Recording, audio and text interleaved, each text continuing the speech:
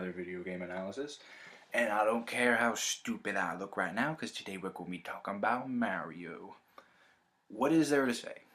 You know, Mario is just the most recognizable character. He has introduced the most innovations and has contributed so much to gaming history. Everyone knows Mario. And today, we're going to take a tour on his whole thing, and we're going to talk about him. We're just gonna have a good time. Can't believe we're already up to the last episode of this year. I gotta fix this. There we go. Well, let's have fun with it. Starting with Donkey Kong. This little arcade game was made by a little toy company that could, known as Nintendo. Started in the late 1800s. They made cards called Hanafuda cards. I'm not 100% sure what they really do or are, and created and ended up becoming a toy company in the 20th century. When the idea of video games came, everyone had to get their piece, and later to be Nintendo's golden boy, Shigeru Miyamoto created a game called Donkey Kong, proving to be an arcade classic. Our little protagonist here is named Jumping Man. Not Mario, Jumping Man. Your simple, everyday, average Joe. And that's what Mario was. He was simply an average guy. That's the first and most important part of Mario, is that he is just a man who came to America. He's an Italian immigrant, if you will. He moved to New York, and he got into crazy shenanigans like this here. He had many jobs. He was, here he was a carpenter. He would later work in construction. He even got a job being a doctor for a while, and, well, I think that's after, you know what I mean. And all in all, Mario became someone people trusted. The thing is, what made something so unique here is, this is not Mario's game. This is Donkey Kong's game. Which brings me to the next point. The Mario Brothers. Mario, your simple average Joe, just wanted to do what he can in his lifetime. And what he decided to do was to join up with his brother and start a plumbing business. This is where things got to a new level. Mario is now a plumber because, well, to put it simply, it made no sense for a carpenter to be in the sewers, which is the setting of this game. And Jumping Man was also given a name. The reason why Mario got his own game at this point was because when Donkey Kong 3 came out, it wasn't as popular as the other two. And realizing why, there was no Jumping Man. Wholly different protagonists. At that point, Mario deserved his own game. And this was it. Where did Mario get his name, you ask? Mario got his name in honor of a man. When Nintendo came to America and localized, they've gained a business in the place where their business was located they weren't doing well, and their landlord was named Mario, and he gave them all the help he can get, and thanks for that, again, their humble start, just like Mario, our humble hero, he was granted the name of Mario, immortalized forever. From this point on, Mario would be recognized, the Mario Brothers Plumbing Company would be recognized by many people, causing a certain princess we all know to be interested in their services in helping with her pipes in her castle. No innuendo intended. Which leads to one of the most outstanding and still holds up to this day games of all time, which is the Super Mario Brothers. Let me tell you, man, this game, this is a launch title with Nintendo's new NES. With the game crash at '83, someone needed to start things back up. Nintendo tended to do that. It's games that like this are completely timeless in every way. Let me tell you right now. Even this whole formula is still used today. It's a never dying formula. And Mario, this is not an opinion. This is a fact. Mario here saved gaming. It was his launch title game. Everybody played because it was a packing game with the NES.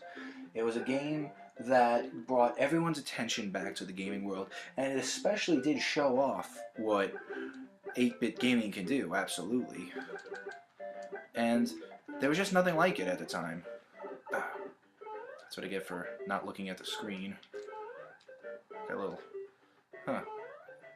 I guess the camera's a little lagged. I never noticed that before. But anywho...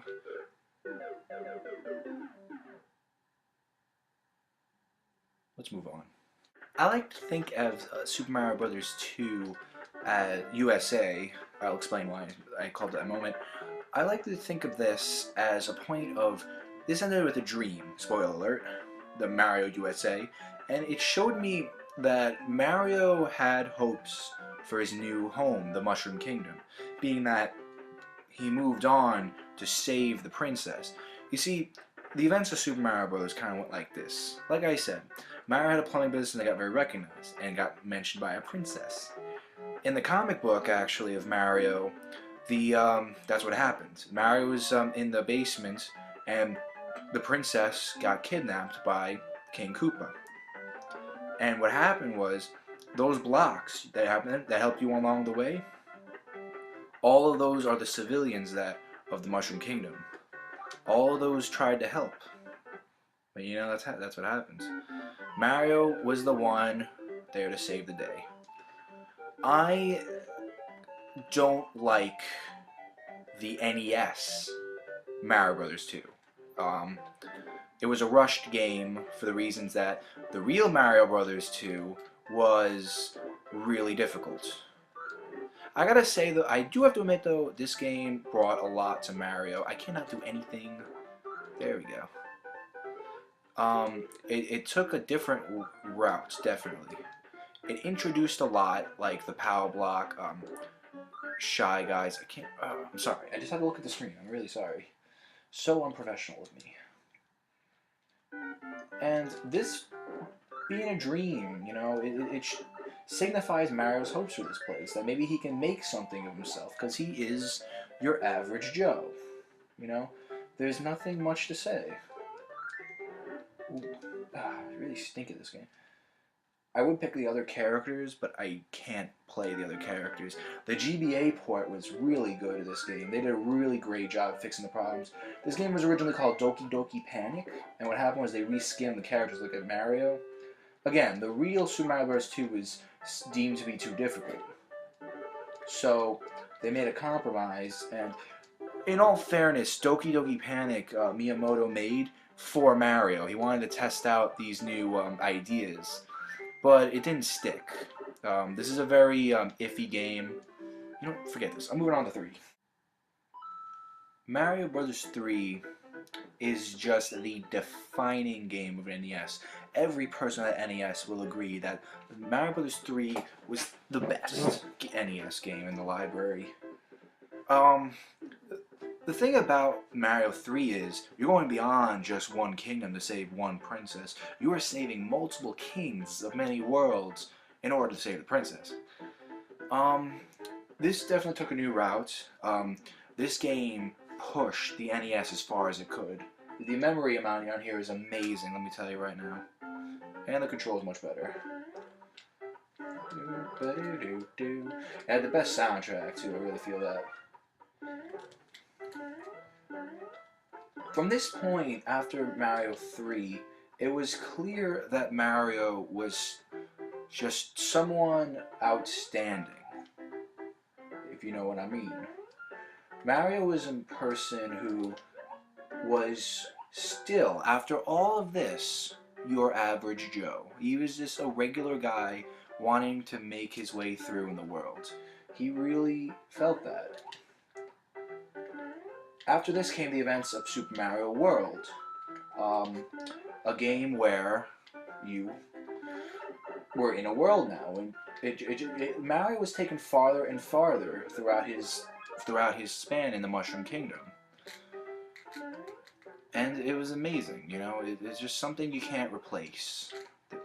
There's something you with Mario here.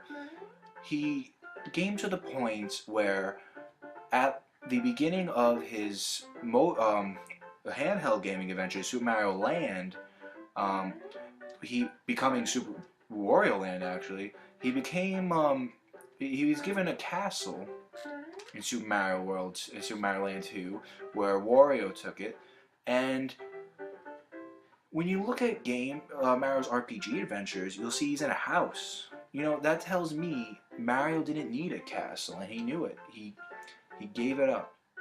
You know, that's amazing. He gave up a castle to live in a house with his brother. He didn't feel comfortable being on top of the world. He just wanted to make something out of himself. That's amazing. And you know, when it comes to characters like this, I always say like they always teach you something, and they should. You know, and what Mario actually teaches multiple things, really. For one thing, Mario is always someone who's persistent. He's always someone who you can count on. He doesn't do it for anything. He doesn't want anything in return. He just wants to make by in the world. He's someone you can count on. And he perseveres. I mean, look at all these levels. This is just World 1, man, you know? Like, there's 6 and 2 castles. That's a lot. That shows a lot. Alright, so I already explained how, in a past episode, about Mario 64, how innovative it is, how great it was, what it did for gaming. So let's just get right down to what Mario was in this game. Mario made it. He finally got in a place where he wanted to be. He was still the same person. He was still humble. I mean, the man is so humble. I mean, really. At the end of this game, he'll thank you for playing his game, and that's pretty amazing. How many characters have you seen doing that, you know? What made this game so interesting was Mario has a voice. Let me tell you something. This is brilliant voice acting. Grunts and noises, occasional "here we go," and all of Mario's famous catchphrases. Charles Martinet is the voice, and I salute him. I salute the voice directors. Mario just says little things now and then, but ultimately, Mario is about perseverance. Like I said before, he keeps going. But also, if you listen to him throughout the adventure, this is a serious thing, don't you think?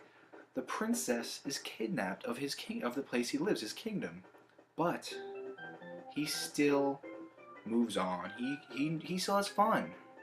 He reminds the player that this is a game. Have fun. And he's always done that since the beginning. And his voice now recognizes that. He's jumping around, having the best time of his life. Wah woohoo. It's brilliant. Even when in Sunshine, where full voice acting was introduced, Mario still remained our silent protagonist. A man of few words. Thank you so much for playing my game. Let's go. It's just saying, let's get things done. Let's have a good time. And after all that, I'm glad you had a good time. It's just something so magnificent. I've always respected that. Mario will go on to having many adventures in many places. He had in the next game, Super Mario Sunshine, he actually was invited on vacation. In this game even, he was invited to the castle. How many plumbers get invited to a castle to have cake with the princess? That just shows he's been up there. And he's still the same guy. And he shows us, he tells us, he teaches us another lesson here. Let's just have fun. We'll get it done. I have confidence in you, the player. You will help me save the princess. Until then, let's have a good time. Let's just have fun. That's incredible. It's just something about Mario that always just brings you so much closer to the game, and that's it. It's his whole character. A normal, humble guy with humble beginnings. Him and his brother have been through so much, and even today with Super Mario Galaxy, he's so big now. He's traveling across space. I'm pretty interested to see what's coming up next for Mario. How much farther are we going to be? He even traveled dimensions in Super Paper Mario. Mario's been everywhere and then some, and it hasn't changed him. That's just so great. Mario here, I salute you, man. Don't sleep on me, I'm saluting you. Trust me, he's a humble guy. Alright, bad joke time over. Let's get back to this. Mario has so many characteristics like that. All in all, it's just what I've been saying the whole time. He is just so humble, he's so nice. He's a guy you want to be friends with. He's a hero. He is a hero. Heroes don't have to be... Mario shows heroes don't have to be a knight in shining armor. And when you think about it, Mario follows the story of a knight in shining armor. Mario's story, when you boil it down, is an average guy comes to a new world, a new kingdom, where a princess is kidnapped by an evil king who wants to marry her in order to connect the kingdoms and have more power. Also, it is said that Bowser wants Peach for the reasons of she carries the power of the Power Stars. She's much more powerful than people let on. Trust me, especially in Super Princess Peach. But I'll get back to that later on. It's just amazing. I really find that the story of Mario is just ages old, and it's just remade into a game that we can all play. Mario's easy to relate to, because Mario is someone just like us, except he is someone who's made so many dreams come true, and we can too, just like him. You know, he's always having fun. Which leads to the ultimate thing I think Mario teaches us. And this is the note I want to leave this season off with. Mario gives us the most important lesson in gaming. In everything. The ultimate lesson of Mario is, there is always a reason to smile. Mario is always happy. Look at his face. Look at his mustache. It's more clear in Paper Mario, but he has a permanent smile on his face. He's happy. He's a happy guy. And no matter how bad things get, no matter how far he has to travel, he's always having a good time. He is always happy. He's always confident. There is always a reason to smile. Not to mention, Mario defines simplicity being the ultimate tool of success. Absolutely. Thank you all so much for watching this whole time. It's been so much fun, and I can't wait to start this again next year. And don't worry, my channel won't be dead. I'll be back. I'll have some content for the rest of the year. Remember, people, it's a game. Just play it. Keep on gaming. There is always a reason to smile. Always. So, what am I going to start with this season? Next season? Who or what am I going to analyze? I'll give you a hint. Please rate, comment, subscribe. It'll really help me out. I've been Billy, your video game analyzer. And remember, always remember the most important thing that Mario teaches us. There is always a reason to smile.